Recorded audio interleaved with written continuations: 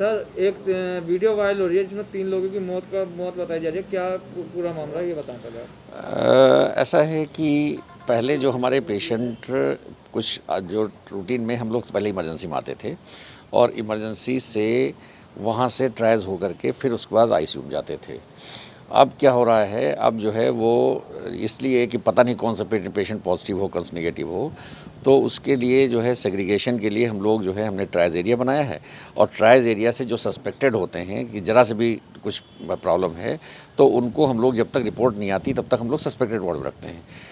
दूसरा ये हो गया है कि अभी जो है जो पेशेंट कोरोना का जो स्टिग्मा है उसकी वजह से थोड़ा सा लेट भी आते हैं तो उस चक्कर में और स्टेज टर्मिनल हो जाती है।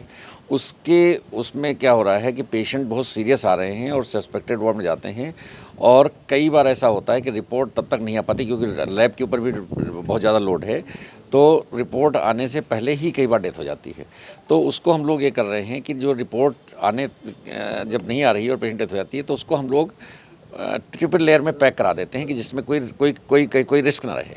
और अगर निगेटिव रिपोर्ट आ जाती है तो फिर हम लोग रूटीन में जैसे हम लोग डिस्पोज पेशेंट को उनके रिलेटिव्स के हवाले कर देते हैं और अगर पॉजिटिव आती है तो फिर प्रॉपरली जो प्रोटोकॉल है पुलिस के हिसाब से पुलिस के साथ वैसे करके भेजते हैं। तो इस तरह से करके कल जो बात हुई थी, कल जो है उसमें 2 पेशेंट ऐसे थे जिनकी रिपोर्ट बाद में निगेटिव आई, उनकी डेथ हो चुकी थी, तो उनको हम लोगों ने आज उनको रिलेटिव सौंप दिया। और जो एक पेशेंट थे उनकी रिपोर्ट आज पॉजिटिव आई थी, इसलिए उनको उनके जो प्रोटोकॉल के हिसाब से उनको सौंपा जाएगा। डॉक्टर साहब, उस वीडियो के अंदर लगातार ये बोल रहा है कि 1 हफ्ते से ये पेशेंट घर से बार आ रहा है। प्यारेलाल भी गया, केएमसी भी गया, मेडिकल भी गया, लेकिन उसे एडमिट नहीं करा गया। उसे बुखार की दवाई देकर टरखा दिया गया। रात को 1:30 बजे वो अपने घर भी पैदल वापस गया है रिजबन में।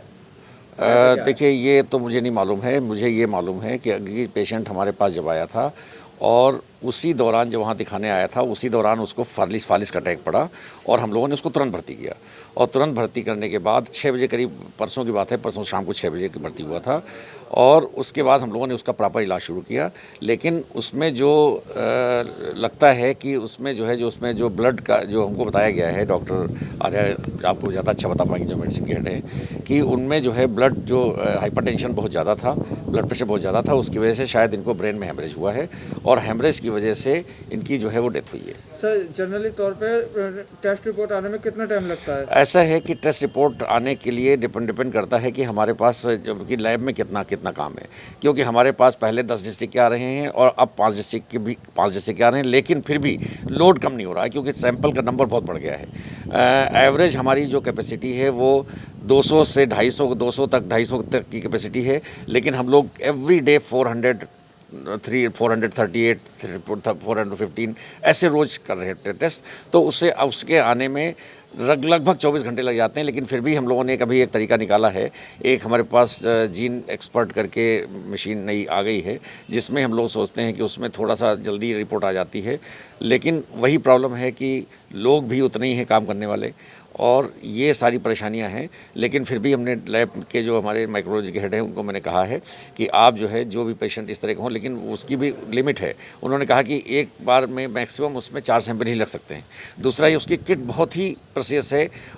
टोटल हमको 150 उसकी किट मिली हैं और आगे कितनी मिलेंगी नहीं मिलेंगी ये भी पता नहीं है, इसलिए हम लोग उसको बहुत जुडिशियसली यूज़ कर रहे हैं। और हम लोग कोशिश ये करेंगे कि जो पेशेंट आज हम लोगों ने एक नया मीटिंग किया है, मीटिंग एक और अभी हम करने जा रहे हैं जिसमें इस फंक्शनिंग को और थोड़ा कैसे स्मूथ बनाया जाए उसके बारे में विचार कर रहे हैं। क्योंकि प्रॉब्लम यह है कि कोई भी पॉजिटिव पेशेंट किसी भी तरह से अगर गलती से हमारे अनजान में अगर हमारी इमरजेंसी पहुंच गया तो हमको हमारी इमरजेंसी बंद हो जाएगी, जो कि पूरे शहर के लिए बहुत बड़ी त्रासदी हो जाएगी। इसलिए हम लोग एक चीज़ फूक के कदम रख रहे हैं, एक फूक के कदम रख रहे हैं। और हमने आज 4 जो मेजर डिपार्टमेंट हैं जो इमरजेंसी वाले हैं उनके लिए हमने अलग नया प्रोटोकॉल बनाया है, उसको हम लोग इम्प्लीमेंट करने जा रहे हैं और उम्मीद है कि आगे की जो समस्याएं हैं वो थोड़ी कम हो जाएंगी। साथ में जो एक फियर फैक्टर है वो भी बहुत इंपॉर्टेंट है, जो जनरल पब्लिक में है इतना ज़्यादा है वो कि जनरल पब्लिक और वो फियर फैक्टर नेचुरली हमारे स्टाफ में भी थोड़ा बहुत है। मेरा सवाल ये था कि नॉर्मली तौर पे रिपोर्ट कितना टाइम लगता है एक रिपोर्ट को आने में? नॉर्मली रिपोर्ट का लगने में 24 घंटे से लेकर के 36 घंटे तक लगते हैं। 24 से 36। वहीं उनके परिवार का ये आरोप है पिछले बुधवार में इस व्यक्ति की टेस्ट रिपोर्ट करवाई गई थी, जो अब तक उनको नहीं बताया गया था। ऐसा नहीं हो सकता है, क्योंकि हमारे पास टेस्ट रिपोर्ट उस तरह से ली ही नहीं जा सकती है। फिर टेस्ट रिपोर्ट टेस्ट करने का केवल 2 ही तरीके हैं, या तो हमारे पास जो सैंपल है वो हमारे कोई सीएमओ के यहाँ से आता है, या फिर हमारा पेशेंट एडमिट होता तभी सैंपल निकला जा सकता है, और कोई तरीका है ही नहीं सैंपल ये लेने जो का। मृतक हुए हैं, क्या ये पॉजिटिव हैं? ये पॉजिटिव है। अब तक मेरठ में कोरोना से होने वाली मौतों का आंकड़ा क्या है? इनको मिलाते हुए अब पूरी हमारी 5 डेथ हो गई है। डॉक्टर साहब, जैसा कि उस वीडियो के अंदर क्लियर कहा गया है कि स्वास्थ्य विभाग की खामियां हैं, तो उन्होंने एडमिट नहीं करा, इसके ऊपर क्या कहना है? अब देखिए, इसके बारे में मैं कोई कमेंट नहीं करूंगा, इसके बारे में कोई कमेंट नहीं करूंगा, क्योंकि वहीं दूसरी ओर रजवन से एक पॉजिटिव महिला आई थी, जिसके बाद में न्यू बॉर्न बेबी हुआ था, उसका भी बच्चे का बिना टेस्ट के परिवार को सौंपा गया। वो कितनी लापरवाही थी? देखिए, ये बताइए मेडिकल कॉलेज में कोई चीज़ बगैर प्रोटोकॉल, यहाँ तो पढ़ाई काम होती होता है, तो यहाँ पे बगैर प्रोटोकॉल कैसे चला जाएगा? 34 पेज की हमारे पास प्रोटोकॉल, हमसे आप ले लीजिए, मैं आपको दिखाता हूँ, पढ़ा के दिखाता हूँ। जो किया गया 100% प्रोटोकॉल के हिसाब से किया गया है, क्योंकि ये हम नहीं कर सकते हैं कि बच्चे को हम पॉजिटिव मदद पा रखते हैं, ये नहीं हो सकता है, इट इज़ नॉट पॉसिबल। उसमें जो प्रोटोकॉल है उसमें ये क्लियर कट है कि अगर उसके ऊपर मरीज पेशेंट का सीजर हुआ है, सीजर वाली मदर कैसे अपने बच्चे को संभालेगी जिसका ऑपरेशन हुआ है। तो इसलिए उसमें ये जो प्रोटोकॉल है, बिल्कुल क्लियर प्रोटोकॉल ये कह रहा है कि बच्चे को उसके फादर या जो नेगेटिव पर्सन है उसको, उसके फादर नेगेटिव आ चुके थे, उनको दिया गया। ये पेशेंट कहाँ से आया था, अब क्या नाम था जो एक्सपायर हुआ? मुझे पहले ये बात पूरी कर लेनी चाहिए।